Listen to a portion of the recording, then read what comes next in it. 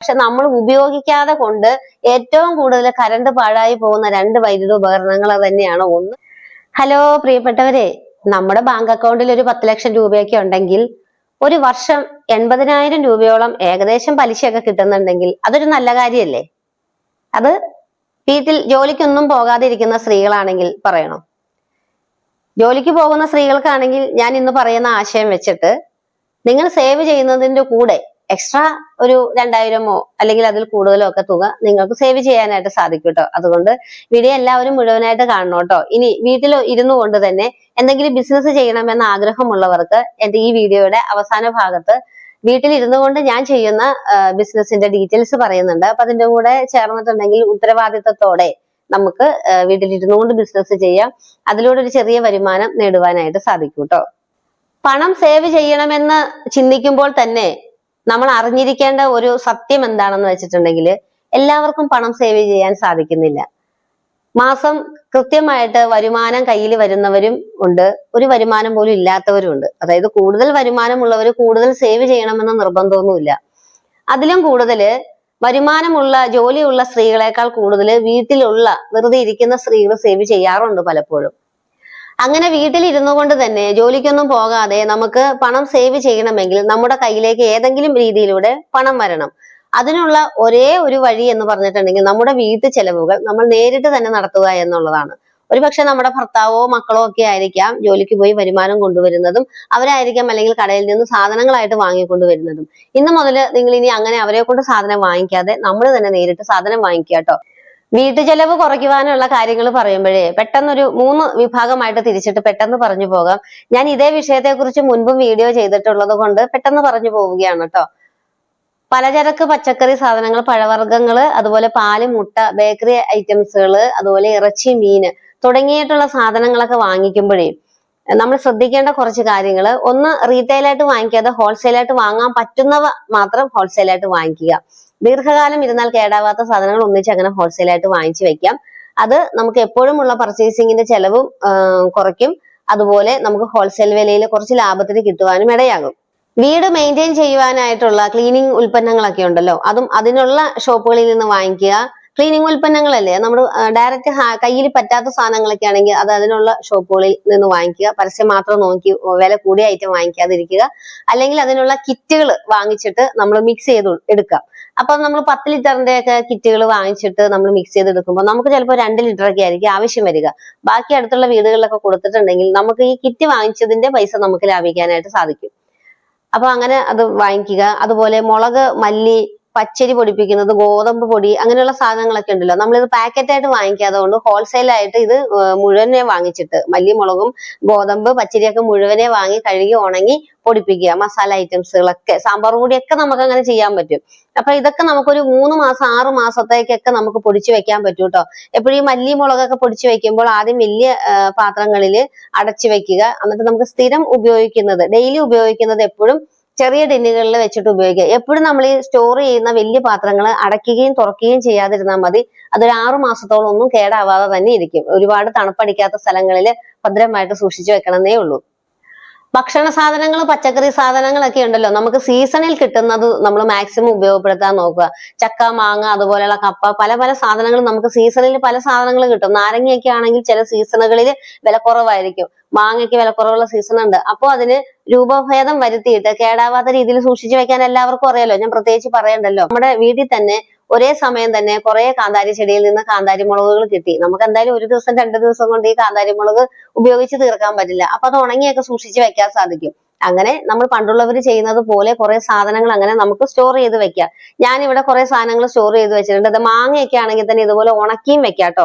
അച്ചാർ പോലെ ഇട്ട് വെക്കാം. ഇങ്ങനെ ഉണക്കി അച്ചാർ ഇട്ട് വെച്ചിട്ടുണ്ടെങ്കിൽ നമുക്ക് എപ്പോഴാണോ കഴിക്കേണ്ടത്, ഉപയോഗിക്കേണ്ട സമയത്ത് കുറച്ച് തിളച്ച വെള്ളം അതിനകത്ത് ഒഴിച്ച് വെച്ചിരുന്നിട്ടുണ്ടെങ്കിൽ അത് കുതിർന്ന് സോഫ്റ്റ് ആയിട്ട് നമുക്ക് കഴിക്കാനുള്ള പാകത്തിന് വരും. അപ്പൊ അങ്ങനെ പല കാര്യങ്ങളും നമ്മുടെ ഒരു ഐഡിയ വെച്ചിട്ട് നമുക്ക് ചെയ്യാം, അല്ലെങ്കിൽ അറിയാവുന്നവരോട് ചോദിച്ചിട്ട് ചെയ്യാം. മുട്ടയൊക്കെ സ്ഥിരമായിട്ട് നമുക്ക് ഉപയോഗിക്കണം വേണമെങ്കിൽ നമുക്ക് കോഴിയെ വളർത്താൻ സാഹചര്യം ഉണ്ടെങ്കിൽ ചെയ്യാം. ഇല്ലെന്നുണ്ടെങ്കിൽ ഒരുമിച്ച് അടുത്തുള്ള വീടുകളിൽ നിന്ന്, അവർ കടയിൽ കൊണ്ടുപോയി കൊടുക്കുന്നവരാണെങ്കിൽ അടുത്തുള്ള വീടുകളിൽ നിന്നൊക്കെ ഒരുമിച്ച് നമുക്ക് ഹോൾസെയിൽ റേറ്റിന് വാങ്ങിക്കാൻ കിട്ടും. അപ്പൊ അങ്ങനെയുള്ള കാര്യങ്ങളൊക്കെ ചെയ്യാം. അതുപോലെ ബേക്കറി സാധനങ്ങൾ, പലഹാരങ്ങളൊക്കെ നമുക്ക് വീട്ടില് സ്ഥിരം ഉപയോഗിക്കുന്നതാണ് കൊച്ചുകുട്ടികളൊക്കെ ഉണ്ട്. ഒരുപാട് നമുക്ക് ഡെയിലി ഒരു 100 രൂപയുടെ ഒക്കെ ബേക്കറി സാധനങ്ങൾ ചെലവ് വരുന്നുണ്ടെങ്കിൽ ഉണ്ടാക്കുവാൻ പറ്റുന്ന സാധനങ്ങളെല്ലാം നമുക്ക് ഹോം മെയ്ഡ് ആയിട്ട് ഉണ്ടാക്കിയെടുക്കാം കേട്ടോ. ഇപ്പൊ ചക്കയൊക്കെ കിട്ടുമ്പോൾ കപ്പ, ഏത്തക്കായൊക്കെ ആണെങ്കിൽ ഉണ്ടാക്കാമല്ലോ. നിങ്ങൾക്കറിയാലോ, ഏത്തക്കായൊക്കെ ആണെങ്കിൽ നമുക്ക് 3 കിലോ 100 രൂപയ്ക്കൊക്കെ ഞങ്ങൾക്ക് ഇവിടെ കിട്ടും. അപ്പൊ നമ്മൾ അത് അന്നേരം വാങ്ങിച്ചിട്ട് 3 കിലോ ഏത്തക്ക നമ്മുടെ സാധാരണ വീട്ടുകാർക്ക് പച്ചക്കറിയുടെ ആവശ്യത്തിനില്ല. അപ്പൊ കുറച്ച് നമ്മളത് ഇത് ഉപ്പേരിയാക്കാം, തൊലി കളഞ്ഞിട്ട് ഉപ്പേരിയാക്കാം, ആ തൊലി കൊണ്ട് തോരൻ വെക്കാം, പിന്നെ കുറച്ച് നമുക്ക് കറിക്കെടുത്ത് വെക്കാം. അങ്ങനെയൊക്കെ കുറെ കാര്യങ്ങൾ ചെയ്യുമ്പോൾ നമുക്ക് ചെലവുകൾ കുറഞ്ഞു കിട്ടും. നോക്കിയും കണ്ടും ഭക്ഷണ സാധനങ്ങളുടെ വീട്ടിലേക്കുള്ളതിന്റെ ചെലവുകൾ കുറയ്ക്കാം കേട്ടോ.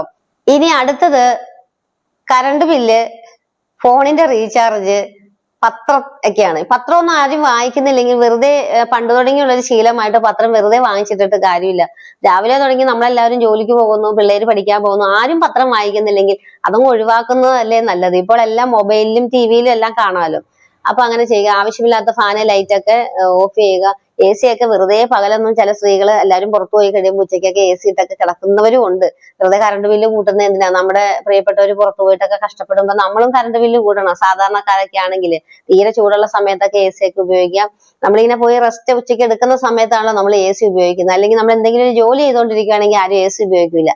അപ്പൊ പരമാവധി ACയുടെ ഉപയോഗം കുറയ്ക്കുക. ആവശ്യമില്ലാത്ത ഫാനും ലൈറ്റും ടിവിയും ഒക്കെ ഓഫ് ചെയ്യാട്ടോ. നമ്മൾ വിചാരിച്ചിരിക്കുന്നത് ഫാനിനും ടിവിക്കും കറണ്ട് ബില്ല് അധികം ആവൂലെന്ന്. പക്ഷെ നമ്മൾ ഉപയോഗിക്കാതെ കൊണ്ട് ഏറ്റവും കൂടുതൽ കറണ്ട് പാഴായി പോകുന്ന 2 വൈദ്യുത ഉപകരണങ്ങൾ തന്നെയാണ്. ഒന്ന് ഈ ഫാനും, 2 ടിവിയും. നമ്മളത് അവിടെ ഇട്ടിട്ട് അങ്ങ് പോകും. നമ്മൾ കാണുകയും ഇല്ല, നമ്മൾ കാറ്റ് കൊള്ളുകയും ഇല്ല. അപ്പൊ അതൊക്കെ നോക്കി കണ്ട് ഉപയോഗിക്കുകയാണെങ്കിൽ നമുക്ക് കറണ്ട് ബില്ല് ഒരു പരിധി വരെ കുറെയൊക്കെ കുറയ്ക്കാൻ പറ്റും. അപ്പൊ പല തുള്ളി പെരുവെള്ളമാണെന്ന് മറക്കരുത്. നമ്മൾ പല കാര്യങ്ങളിൽ നിന്നും മെച്ചം പിടിച്ചിട്ടുണ്ടെങ്കിൽ മാസം ഒരു 2000 രൂപ വരെ നമുക്ക് കുറയ്ക്കാം. ഇനി മൂന്നാമത്തെ സെക്ഷനെ പുറത്ത് യാത്ര പോകുന്നതും ഭക്ഷണം കഴിക്കുന്നതും പർച്ചേസ് ചെയ്യുന്നതും ഒക്കെയാണ് കേട്ടോ. പർച്ചേസ് എന്ന് പറയുമ്പോൾ ഓൺലൈൻ പർച്ചേസും ആകാം, അതുപോലെ തന്നെ നമ്മൾ ഡയറക്റ്റ് ആയിട്ട് പർച്ചേസ് ചെയ്യുന്ന പല സാധനങ്ങളും ആകാം. നമ്മൾ ഈ മോട്ടിവേഷൻ ചെയ്യുന്നവര് പലരും സെറ്റ് ചെയ്ത് നമ്മളെ വെച്ചിരിക്കുന്നത് ഇടയ്ക്കൊക്കെ ഒന്ന് പുറത്തു പോകണം, പിള്ളേരെ കുട്ടിയൊക്കെ ഭാര്യയെ കുട്ടിയൊക്കെ ഒന്ന് പുറത്തു പോകണം, എന്തെങ്കിലുമൊക്കെ വാങ്ങിച്ച് അവർക്ക് കൊടുക്കണം, സന്തോഷമായിട്ട് ഇരിക്കണം എന്നൊക്കെ. അതൊക്കെ ഓക്കെയാണ്. ജീവിതം ഒന്നേ ഉള്ളൂ, എൻജോയ് ഒക്കെ ചെയ്യണം. പക്ഷേ നമ്മളിപ്പോ പോകുന്നത് ഇനി ഒരു ഫിനാൻഷ്യലി ഒരു ക്രിട്ടിക്കലായിട്ടുള്ള ഒരു സ്റ്റേജിലേക്കാണ് പോകുന്നത്. നമുക്ക് 5 പൈസ സേവ് ചെയ്തിട്ടില്ല എന്നുണ്ടെങ്കിൽ അതൊക്കെ കുറച്ചു കാലത്തേക്ക് മാറ്റി വെച്ചിട്ട് നമ്മൾ കുറച്ച് ഇല്ലായ്മയിൽ ജീവിക്കുന്നവരെങ്ങനെയാണോ അതുപോലെ ജീവിച്ചെങ്കിൽ മാത്രമാണ് കേട്ടോ സേവ് ചെയ്യാൻ സാധിക്കുകയുള്ളൂ. ഞാൻ ഇതിനു മുമ്പ് പറഞ്ഞ 2 വിഭാഗത്തിൽ ഇത് പറഞ്ഞില്ല. ഞാൻ ഈ പുറത്തു യാത്ര പോകണം, പിന്നെ എന്താ പറയാ, പർച്ചേസ് ചെയ്യണം, എൻജോയ് ചെയ്യണം എന്നുള്ള കാര്യത്തിൽ നമ്മളൊന്ന് ശരിക്കും നമ്മൾ ഒന്ന് ചുരുക്കണം, ചെലവ് ചുരുക്കണം. അത് നല്ല രീതിയിൽ നമുക്ക് സേവ് ചെയ്യാനായിട്ട് സാധിക്കും. അപ്പൊ അതിനകത്ത് തന്നെ നമ്മൾ കണ്ടു മോഹിച്ച് വാങ്ങുന്ന ഒരുപാട് കാര്യങ്ങൾ ഉണ്ടാകും. ഈ ബാഗ്, ചെരുപ്പുകൾ, അല്ലെങ്കിൽ മേക്കപ്പ് സാധനങ്ങളൊക്കെ അതൊക്കെ ആവശ്യമില്ലാത്തതാണെന്ന് പിന്നീട് പലപ്പോഴും തോന്നും. ബാഗ്, ചെരുപ്പുകളൊക്കെ ഉപയോഗിക്കാതെ ഇരുന്നിട്ടുണ്ടെങ്കിൽ ചീത്തയാകാനും സാധ്യതയുണ്ട്. അപ്പോൾ വസ്ത്രങ്ങള്, ബാഗുകൾ, ചെരുപ്പുകൾ ഇതൊക്കെ നമ്മുടെ അത്യാവശ്യത്തിന് നോക്കി വാങ്ങിക്കുക. പിന്നെ സ്വർണ്ണം ഇടയ്ക്കിടയ്ക്ക് മാറ്റി വാങ്ങിക്കുന്നവരുണ്ട്. അങ്ങനെ ചെയ്യാതിരിക്കുക. മാറ്റി വാങ്ങിക്കുന്നത് വളരെ നഷ്ടമാണ് കേട്ടോ. പക്ഷെ സ്വർണം വാങ്ങിക്കുന്നത് നഷ്ടമല്ല, അതെപ്പോഴും വില കൂടി തന്നെ ഇരിക്കും. പിന്നെ പാത്രങ്ങൾ, സ്റ്റീൽ പാത്രങ്ങളാണെങ്കിലും അലൂമിനിയം പാത്രങ്ങളാണെങ്കിലും ഉപയോഗിച്ചുകൊണ്ടിരിക്കുന്ന പാത്രങ്ങളാണെങ്കിലും കുറച്ച് തിളക്കമൊക്കെ കുറയും ഉപയോഗിക്കുമ്പോൾ. അത് ചില ഇൻഗ്രീഡിയൻസുകളൊക്കെ ചേർത്തിട്ട് നല്ല രീതിയിൽ തേച്ച് കഴുകി എടുത്തിട്ടുണ്ടെങ്കിൽ തിളക്കം കിട്ടും, നല്ല തിളക്കം കിട്ടും, വൃത്തിയായിട്ടിരിക്കും. അപ്പൊ പരമാവധി നമുക്ക് ഉപയോഗിക്കാൻ സാധ്യതയുള്ള കാര്യങ്ങളെല്ലാം ഉപയോഗിക്കുക. ആവശ്യമില്ലാത്ത പർച്ചേസിങ് ഒഴിവാക്കുക. അതുപോലെ ഇത്രയും കാര്യങ്ങൾ പറഞ്ഞതിന്റെ കൂട്ടത്തിലേ ചില സ്ത്രീകള് തങ്ങളുടെ അസുഖങ്ങൾ കാര്യമായിട്ട് എടുക്കാതെ നിസാരവൽക്കരിച്ച് ഇപ്പോഴുള്ള കുറച്ച് ചെലവ് ഓർത്തിട്ട്, ഹോസ്പിറ്റൽ ചെലവ് ഓർത്തിട്ട് ഇങ്ങനെ വെച്ചോണ്ടിരിക്കും. അപ്പൊ ചില അസുഖങ്ങൾ കിടന്നാൽ ഭാവിയിൽ അത് വളരെ ഗുരുതരമാകാൻ സാധ്യതയുണ്ട്. ഞാനൊരു ഫൈബ്രോയിഡിന്റെ വീഡിയോയുടെ കാര്യം പറഞ്ഞിരുന്നു, എന്റെ ഫൈബ്രോയിഡ് ഞാൻ മാറ്റിയ കാര്യം. ആ വീഡിയോയുടെ ലിങ്ക് ഞാൻ ഈ വീഡിയോയുടെ ഡിസ്ക്രിപ്ഷനിൽ കൊടുത്തേക്കാം. അത് നിങ്ങൾക്ക് പറ്റുമെങ്കിൽ ഒന്ന് കണ്ടു നോക്കട്ടോ. ഫൈബ്രോയിഡ് ഉള്ള ആരെങ്കിലും ഉണ്ടെങ്കിൽ അതൊന്ന് കണ്ടു നോക്ക്. അപ്പൊ ചില അസുഖങ്ങൾ നമ്മൾ വെച്ചോണ്ടിരിക്കരുത്. തുടക്കത്തിലെ ചികിത്സ ചെയ്തിട്ടുണ്ടെങ്കിൽ ഭാവിയിലെ വലിയ തുകയുള്ള ചികിത്സകൾ ഒഴിവാക്കാൻ സാധിക്കും. അത് നമുക്ക് വലിയൊരു കടബാധ്യതയൊന്നും വരാതിരിക്കാനായിട്ടൊക്കെ സഹായിക്കും. ഇപ്പൊ അങ്ങനെയുള്ള കാര്യങ്ങളൊക്കെ നോക്കിയും കണ്ടും ചെയ്യുക.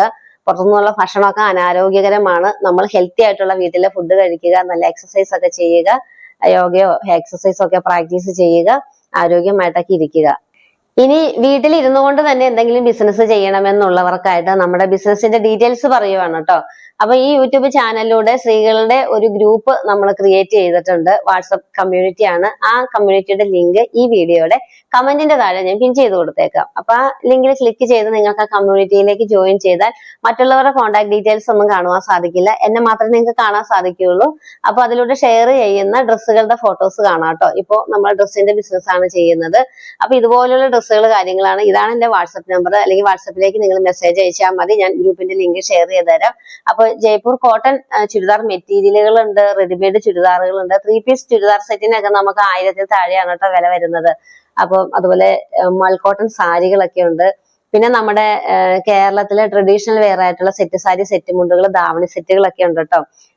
അപ്പൊ ഇത്രയൊക്കെ മതിയല്ലോ സാധാരണ ഡ്രസ്സുകളുടെ ഒരു ബിസിനസ് ചെയ്യുന്നവർക്ക്. ഇതൊക്കെ നിങ്ങൾക്കും ബിസിനസ് ചെയ്തുകൊണ്ട് വീട്ടിലിരുന്നുകൊണ്ട് വരുമാനം ഉണ്ടാക്കാനായിട്ട് സാധിക്കും. അതിന്റെ എല്ലാവിധ ഉത്തരവാദിത്തങ്ങളും ഞാനാണ് കേട്ടോ എടുക്കുന്നത്. അപ്പോ കൂടുതൽ ഡീറ്റെയിൽസ് അറിയാനായിട്ട് ഗ്രൂപ്പിലേക്ക് ജോയിൻ ചെയ്യുക. നമ്മുടെ വീഡിയോ ഇഷ്ടമായെങ്കിൽ ലൈക്ക് ചെയ്യുക. ഈ ചാനൽ സബ്സ്ക്രൈബ് ചെയ്ത് വെച്ചിട്ടില്ല എന്നുണ്ടെങ്കിൽ സബ്സ്ക്രൈബ് ചെയ്യുക കേട്ടോ. അപ്പോ വീണ്ടും അടുത്ത നല്ലൊരു വീഡിയോ ആയിട്ട് വരാം. അതുവരെ ടാറ്റാ.